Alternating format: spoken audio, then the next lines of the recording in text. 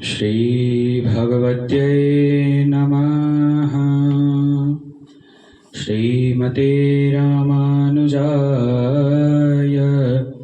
नमः। श्री सरस्वत्यै नमः। श्रीमते भगवत्यै नमः। ओम सर्वस्वरूपे सर्वेशे सर्वशक्ति समन्विते भयेभ्यस्त्राहि नो देवी दुर्गे देवी नमोस्तुते। सृष्टो या सर्गरूपा जगदवन्विधो पालनीया च रौद्री संहारे चापि यस्या जगदादिमखिलं क्रीडनं या पराख्यया पश्यन्ति मध्यमाथो तदनु भगवती वैखरी वर्णरूपा सा स्मद्वाचं प्रसन्ना विधिहरिगिरिसा राधितालंकरोतु राधितालंकरोतु। जय जय श्री राधे। सभी मित्रों को, सभी बंधुओं को जय जय श्री राधे। आज हम एक ऐसी कथा को श्रवण करेंगे जिस कथा को सुनने मात्र से प्राणी मुक्ति को प्राप्त हो जाता है और उसे भगवती की अचल भक्ति प्राप्त होती है। और आज हम यह भी जानेंगे कि नवरात्र के महीने में, नवरात्र के दिन में, नौ रातों के अंतर्गत में हम जिस सप्तशती का ब्राह्मण देवता के मुख से पाठ कराते हैं और उस पाठ को सुनते ही हम अपने को कृतार्थ मानते हैं। उसी सप्तशती की जो उत्पत्ति हुई वह कहाँ से हुई और सबसे पहले सप्तशती दुर्गा सप्तशती किसने सुना और सबसे पहले दुर्गा सप्तशती किसने किसको सुनाया, इस कथा को हम श्रवण पाठन कीर्तन करेंगे। और इस कथा से हम यह जानेंगे कि हमें अपने जीवन में किस तरह के नियमों को पालना चाहिए और किस तरह हमें अपना जीवन निर्वाह करना चाहिए। ज़्यादा विलंब ना करते हुए हम अपनी कथा की ओर प्रस्थान करते हैं। एक भूतल पर प्रसिद्ध राजा हुए। यूं तो इस भूधरा पर बहुत ही पराक्रमी प्रसिद्ध राजा हुए जिनके नाम हम आज भी लेते हैं। राजा हरिश्चंद्र, उपरीचर, महाभीष, यह सब राजा हुए। लेकिन एक और प्रसिद्ध राजा हैं, लेकिन उनका नाम है सुरथ। उन राजा का नाम है सुरथ। वह अपने प्रजा का पालन अपने बच्चे की तरह करते थे। वह सोचते थे कि महाराज, यह जो प्रजा है मेरी बालक है, यह मेरे बालकों के समान है, मुझे इसका पालन करना है। तब महाराज सुरथ इस प्रतिज्ञा को लेकर, इस प्रण को लेकर अपनी प्रजा का पालन करते थे।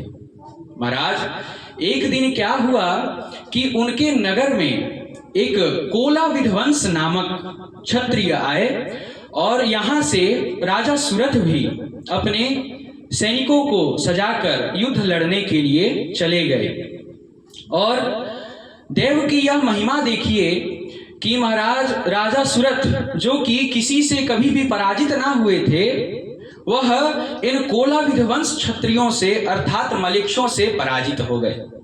और पराजित हो गए तो उनके राज्य में जितने भी उनके अंतर्गत राज्य आते थे उन सब का जो राज्य था उनसे छीन गया।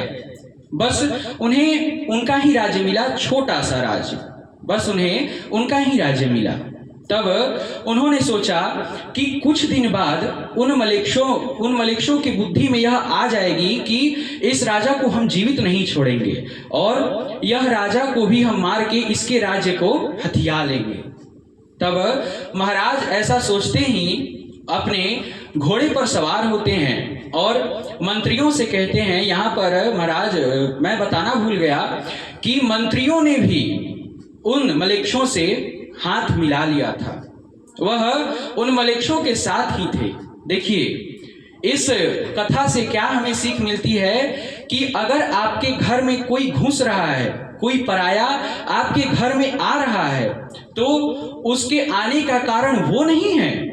आपके घर में कोई भेदिया लगा है, कोई आपके घर का भेद दे रहा है उसको, तभी वह आपके घर के बारे में वो इतना जानता है। ऐसे ही कोई आपके घर में कोई कुछ नहीं जान जाएगा कि आप अपने घर में कैसे रहते हैं, क्या खाते हैं और क्या पीते हैं, और कब सोते हैं, कब कहाँ जाते हैं, कोई उसको बता रहा है। ऐसे संबंधियों से चेतना, जो चेत होता है, वह ऐसे संबंधियों से संभल जाना चाहिए।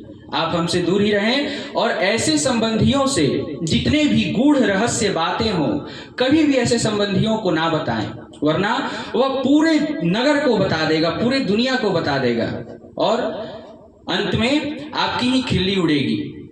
तो यहाँ पर राजा सुरथ के जो मंत्री थे, उन्होंने भी इन मलेच्छों से हाथ मिला लिया था और राजा अपने मंत्रियों से यह कहते हैं कि मैं अखेटक करने जा रहा हूँ। वह घोड़े पर सवार होते हैं और अखेटक करने के बहाने वह राज्य को छोड़कर चले जाते हैं। महाराज, जब वह राजा सुरथ जब अपने राज्य को छोड़कर चले गए, तब वह एक मुनि के आश्रम में पहुंचे। उन मुनि का नाम था सुमेधा मुनि। सुमेधा मुनि के आश्रम में पहुंचते ही, मुनि को देखते ही पहले उन्होंने अपने घोड़े को वृक्ष से बांधा और मुनि को देखते ही उनके चरणों में दंडवत लेट गए। मुनि कहते हैं, उत्तिष्ठ उत्तिष्ठ भद्रम ते तमुवाच तदा मुनि। मुनि कहते हैं, उठिए उठिए महाराज, आपका कल्याण हो, कल्याण हो। देखिए क्या स्वभाव है, जब पहले के युग में कोई संकट में पड़ जाता था तो वह कहीं अपने संबंधी के पास नहीं जाता था कि मैं इस संकट में हूँ। वह ब्राह्मण के पास ही जाता है, वह मुनि के पास ही जाता है, वह भगवान के दरबार में ही जाता है। लेकिन कलयुग के लोग महाराज बहुत खतरनाक, वह पहले भगवान के शरण में नहीं जाएंगे कि प्रभु हमको बचाइए, मेरे साथ ऐसा हो रहा है, नहीं। पहले वो ब्राह्मण के शरण में नहीं जाएंगे, पहले यहाँ जाएंगे, इस संबंधी के पास, उस संबंधी के पास, ये कर देंगे, वो कर देंगे। महाराज, कहा जाता है ना कि भगवान की इच्छा से ही सब होता है। भगवान की इच्छा से ही आप जो कर रहे हैं वो भगवान की ही इच्छा है। आप पर अगर कष्ट आ गया है तो वह आपके पूर्व जन्म का पाप है। अपने पाप का आप पश्चाताप कर रहे हैं, लेकिन आपको ज्ञात नहीं है कि मैं अपने पापों का पश्चाताप कर रहा हूं, इसीलिए आप उस संबंधी की ओर, इस संबंधी की ओर भागते हैं।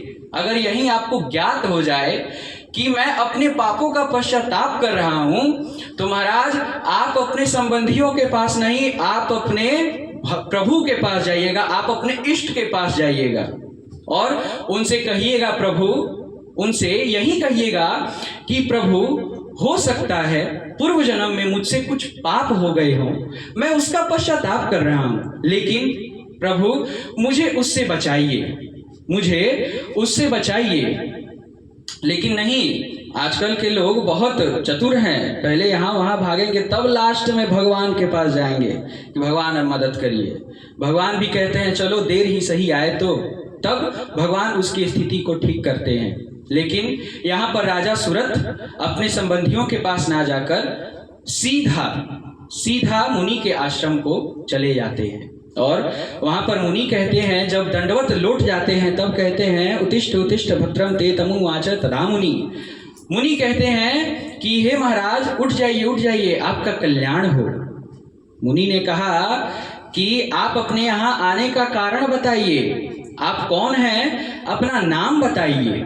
तब राजा सुरथ बोले, सूरथो नाम राजा हम शत्रुभीश्च पराजितः त्यक्त्वा राज्यं गृहं भार्य महं शरणं गताः।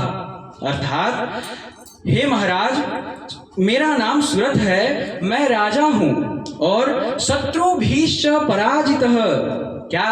शत्रुभिश्च पराजितः।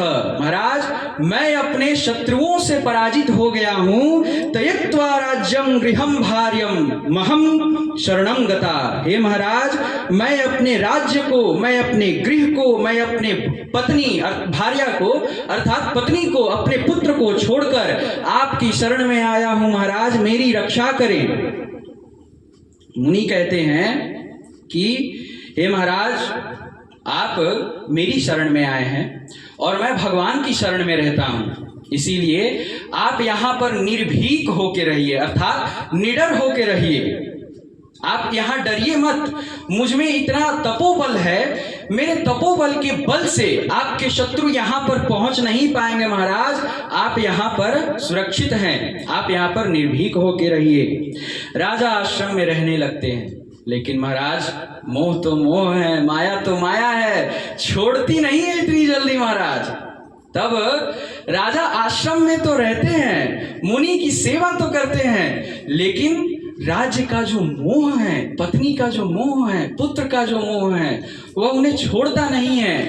वह आश्रमों के कार्य में तत्पर तो रहते, लेकिन उस कार्य में तत्पर रहते हुए भी वह अपने राज्य में अपने चित्त को लगाते। जैसे कि आज हम करते हैं, कथा में तो जाते हैं लेकिन चित्त जो है गृहस्थ में लगा हुआ है, गृह में लगा हुआ है। आज खाना कैसे बनेगा, अगर हम कथा में विलंब हो जाए पहुंचने में, आज खाना कैसे बनेगा, क्या होगा, लोग मुझे ये कहेंगे वो कहेंगे। अरे महाराज कथा में आए हैं तो कथा सुनिए, गृह का चिंता छोड़ दीजिए उतने देरी तक। आप कहिए कि प्रभु मैं आपकी कथा को श्रवण करने आया हूं, अब आप ही देखिए कि मेरे घर भोजन आज कैसे बनेगा। हे नाथ आप ही देखो। ऐसा जिस दिन आपके मन में सोच आएगा कि प्रभु देख लेंगे आज मेरे घर में भोजन कैसे बनेगा, तब आप खुद से नहीं जानिए कि मेरे घर में भोजन कौन बना गया, कहां से आया, इसने मैंने इसे बनाया कि कोई रख गया, आपको ऐसा लगेगा। तब एक बार राजा बैठे थे वहां पर मुनि के आश्रम में, और राजा बैठे हुए थे वृक्ष के नीचे और चित्त में तो राज्य था। राजा यूं ही बैठे बैठे सोच रहे थे, एक वहां से एक पुरुष चलता हुआ आ रहा था। वह पुरुष राजा के सम्मुख आकर बैठ गया। राजा ने कहा कि आप कौन हैं, आपका क्या नाम है? तब वह पुरुष कहता है, मित्राहं वैश्य जातीयः समीधा नाम विश्रुतः धनवान धर्म निपुणः सत्यवागनसूयकः। अर्थात हे मित्र मैं वैश्य जाति का हूं और मेरा प्रसिद्ध नाम समाधि है। मेरा नाम समाधि है। मैं धनवान हूं, धर्म के कार्यों में निपुण हूं। सत्यवाग सूयकः। हे महाराज मैं ईर्ष्या से रहित हूं। क्या कहता है वह वैश्य? सत्यवाग सूयकः। मैं ईर्ष्या से रहित हूं। महाराज मेरा नाम समाधि है, आप मुझे वैश्य जाने। मेरे पुत्र ने और पत्नी ने मुझे घर से निकाल दिया है और मैं सुमेधा ऋषि के आश्रम में आ गया हूं। हे महाराज मेरी रक्षा कीजिए, मेरे पुत्र और पत्नी मुझे मारना चाहते हैं, क्योंकि मेरे मर जाने के बाद मेरे पुत्र और जो पत्नी है वह मेरे धन को हथिया लेंगे। मेरी रक्षा कीजिए।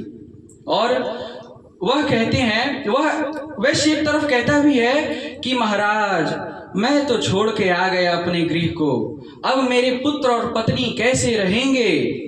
क्या दशा है, सोचिए क्या दशा रही होगी उस वैश्य की। राजा कहते हैं कि तुम मूर्ख हो। तुम क्या हो? तुम मूर्ख हो। तुम्हारे पत्नी ने और तुम्हारे पुत्र ने तुम्हें तुम्हारे ही गृह से बाहर कर दिया और तुम उन्हीं के बारे में सोचते हो कि वह कैसे रहते हैं। लेकिन वह कहता है कि महाराज मोह है, अब मोह है तो क्या किया जा सकता है इसमें। तब राजा कहते हैं कि तुम मूर्ख की भांति यह बातें क्यों कहते हो? तुम चलो मुनि सुमेधा के पास चलो, मैं तुम्हारे वहां जो संकट का निवारण होता है मैं वहां कराऊंगा। और वह राजा सूरत समाधि वैश्य के साथ सुमेधा ऋषि के पास चले जाते हैं। राजा कहते हैं, मुने वैश्यो यामधुना वने में मित्रतां गतः पुत्रार्दरे निरस्तोऽयं प्राप्तोत्र मम संगमम। अर्थात हे मुने, यह वैश्य है, मैंने आज ही इनसे मेरी मित्रतां गताः, मेरी आज ही इनसे मित्रता हुई है। और इनके पुत्र ने और इनकी पत्नी ने इन्हें घर से बाहर निकाल दिया है महाराज, और आज ही यह मुझसे मिले हैं। और यह इतना होने के बाद भी यह कहते हैं कि मेरी रक्षा, इतना होने के बाद भी यह कहते हैं कि मुझे मेरी पत्नी और पुत्र से बहुत मोह है, वह कैसे रहेंगे मेरे बिना। तब सुमेधा ऋषि यह कहते हैं कि हे राजन, यह मोह है और इस मोह से कोई छूट नहीं सकता। यहाँ पर सुमेधा ऋषि कहते हैं, शृणु राजन प्रवक्ष्यामि कारणं बंध मोक्षयोः महामायेति विख्याता सर्वेषां प्राणिनामीह। यहाँ पर सुमेधा मुनि कहते हैं कि श्रीणु राजन प्रवक्ष्यामि, हे राजन सुनिए, कारणं बंध मोक्षयोः महामायेति विख्याता सर्वेषां प्राणिनामिहि। अर्थात हे महाराज, यह जगत में जो भी प्राणी मोह में पड़े, मोक्ष में पड़े, बंधन में पड़े, उन सब की कारण एक ही है। क्या है? महामायेति विख्याता। वह जो महामाया नाम से विख्यात हैं, वही महामाया सबकी कारणा है। हे महाराज, अगर आपको माया का त्याग करना है तो आपको उन भगवती की आराधना करनी होगी। तब सुमेधा मुनि भगवती की कथा को श्रवण कराते हैं। यही दुर्गा सप्तशती सुमेधा मुनि राजा सूरत और वैश्य समाधि को श्रवण कराते हैं, जो कि नवरात्र में हम सप्तशती चरित्र को इसे श्रवण करते हैं। लेकिन पंडित जी आते हैं, संस्कृत में श्लोक बोलते हैं और पाठ करके चले जाते हैं। 10वें दिन पंडित जी से हवन कराए, दक्षिणा दिए, प्रणाम किए और पंडित जी को आदर पूर्वक विदा किए। ये नहीं जान पाए कि पंडित जी ने 9 दिन उस दुर्गा सप्तशती चरित्र में क्या कहा, वह हमें क्या बताना चाहते, उस पर तो कभी ध्यान गया ही नहीं, बस इतना ही कर दिए, हो गया नहीं।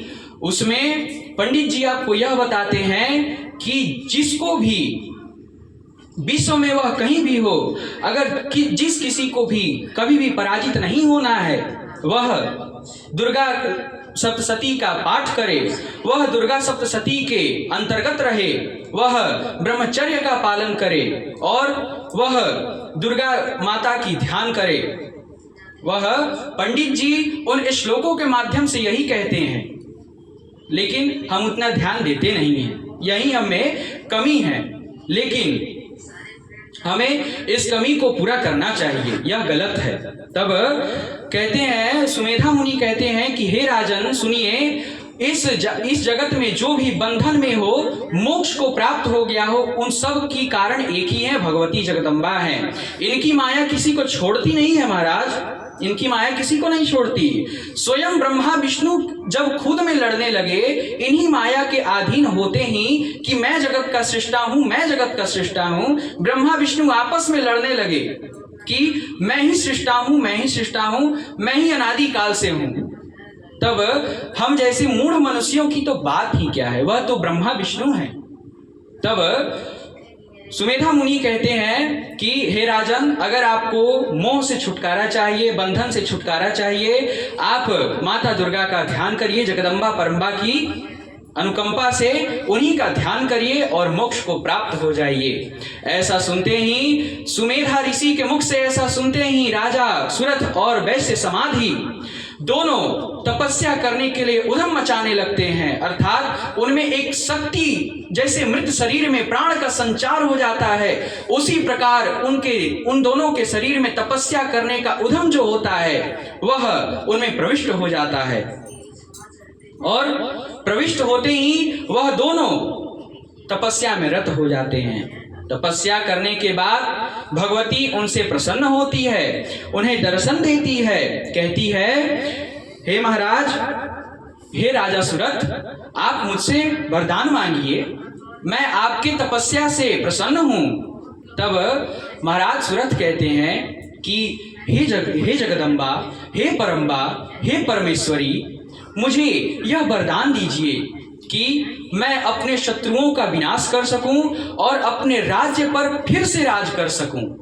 तब भगवती तथास्तु कहती है, और भगवती एक बात और कहती है, देहांते जन्म संप्राप्य सूर्योच्च भविता मनु, अर्थात हे राजन, आपका जब देह का अंत हो जाएगा और उसके अगले जन्म में आप सूर्य के पुत्र होंगे, आप सावर्णी मनवंतर के अधिपति हो जाएंगे, आप अधिपति हो जाइए।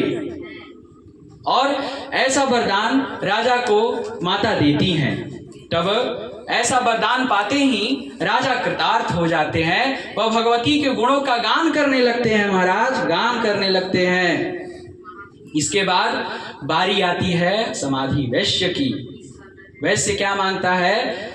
भगवती कहती हैं, वैश्य मांगो वत्स, पुत्र तुम मांगो, मैं तुम्हारी भी तपस्या से प्रसन्न हूं, मांगो। तब वैश्य कहता है, माता ना मे गृहेण कार्यम वैन पुत्रेण धनेन वा। हे माता, अब मुझे ना गृह की कार्य की आवश्यकता है, ना पुत्र की, ना धन की। हे माता, मैंने सुना है कि ज्ञानी अपने ज्ञान के प्रभाव से इस भव सागर से तर जाते हैं। हे माता, आप मुझे ऐसे ज्ञान का मालिक बनाइए कि मैं इस भव सागर से तर जाऊं, मुझे कोई रोक ना सके, मैं इस भव सागर से तर जाऊं, आपका ध्यान करते करते तर जाऊं, ऐसा मुझे ज्ञान दीजिए। माता तथास्तु कहकर वहीं पर अंतर्ध्यान हो जाती हैं। राजा सुरथ अपने राज्य को प्राप्त हो जाते हैं और उनके देहांत के बाद वह सूर्य के पुत्र के रूप में अर्थात सावर्णी मनवंतर के अधिपति बनते हैं और वैश्य समाधि अपने मोह से छूटकर अनेक तीर्थ में भ्रमण करते हैं, वहां से ज्ञान जुटाते हैं और वह ज्ञानियों में अग्रगण्य हो जाते हैं। महाराज अग्रगण्य हो जाते हैं। ऐसी है हमारी भगवती की महिमा, ऐसा है हमारे दुर्गा सप्तशती का चरित्र। इस चरित्र को आप छोटे में ना लीजिएगा, यह कोई सामान्य नहीं है। और यहाँ पर दोनों ही अपने कार्य को पूर्ण करके, अपने लक्ष्य को पूर्ण करके, अपने धर्म को पूर्ण करके माता भगवती के मणिद्वीप में निवास कर जाते हैं। और इसके बाद वह यहीं पर कथा हमने यह सुना कि राजा सुरथ और समाधि वैश्य दोनों मणिद्वीप को प्राप्त हो गए। जब सप्तशती के चरित्र सुनने से भक्ति उमड़ आती है, तब हम उस चरित्र को क्यों नहीं सुनते हैं? हम क्यों इसी को ठान कर बैठे कि हम नवरात्र में ही इसको सुनेंगे? नहीं, हम नित्य सुनेंगे, हम नित्य इस चरित्र का गायन करेंगे। तो इस कथा से हमें यही ज्ञान मिलता है कि महाराज अपने आपका जो भी इच्छा हो, जो भी आप पर संकट पड़ गया हो, आप किसी संबंधी के पास ना जाएं, आप अपने इष्ट के पास जाएं, आप अपने प्रभु के पास जाएं। मैं एक और बात कहना चाहूँगा कि आज मैंने एक नहीं सारे न्यूज़ चैनल पर चल रहा था कि महाकुंभ में आज आग लग गया। मैंने ऐसा सुना, महाकुंभ में आग लग गया। देखिए, इसमें इतना कोई घबराने वाला बात नहीं है। जब आप ही लोग जैसे ज्ञानवान आदमी कहते हैं हम क्या हैं, हम कुछ नहीं, आप ही लोग जैसे ज्ञानवान आदमी कहते हैं कि महाराज इस महाकुंभ में तो सारे ऋषिगण आते हैं, देवता आते हैं, अप्सराएं आती हैं, किन्नर आते हैं, नाग आते हैं, यक्ष आते हैं, तब क्या उस कुंभ में अग्नि देवता नहीं आ सकते क्या? आपने न्यूज़ देखा है ना, आपने न्यूज़ देखा है ना, उस अग्नि से किसी को कुछ क्षति नहीं पहुंचा, किसी को कुछ हुआ नहीं, बस अग्नि लगी और शांत हो गई, बस यही हुआ। किसी को कुछ क्षति, किसी को कुछ नुकसान हो गया, किसी का कुछ चला गया नहीं ना, बस वह अग्निदेव आए थे। देखिए, अग्नि को शांत करने के लिए जो जल डाला गया होगा वह गंगा माता का ही होगा या यमुना माता का ही होगा, वह अन्य कोई जल नहीं होगा। अग्निदेव उस जल से स्नान किए और अपने लोक को चले गए। महाराज, यह आग स्वाभाविक नहीं था, यह अग्निदेव आए थे, ऐसा आप मानिए। अगर यह अग्नि स्वाभाविक होती तो महाराज आप चले जाइए ना अमेरिका, लॉस एंजलिस, कैलिफोर्निया, वहाँ पर आप अग्नि को बुझाकर दिखा दीजिए। अमेरिका ने अपनी एड़ी चोटी का जोड़ लगा दिया बुझाने को, पानी कम पड़ गया महाराज, पानी कम पड़ गया, तब पर भी बुझा नहीं पाए। तो इसमें कोई इतनी खेद करने वाली बात नहीं है। यह अग्निदेव आए थे और महाकुंभ का दर्शन करके, वहाँ भ्रमण करके अपने लोक को चले गए। और जिसको भी इस अग्निकांड से प्रसन्नता मिली होगी कि अच्छा हुआ महाकुंभ में आग लग गया, उसे इतना प्रसन्न होने की कोई ज़रूरत नहीं है। ठीक है, तो आप ज़्यादा खेद ना करें, और जो प्रसन्न हो रहे हैं वो ज़्यादा प्रसन्न ना हो, उनकी प्रसन्नता अल्प है, ज़्यादा देर तक टिकने वाली नहीं है। तो आज की कथा में महाराज इतना ही। राधे राधे।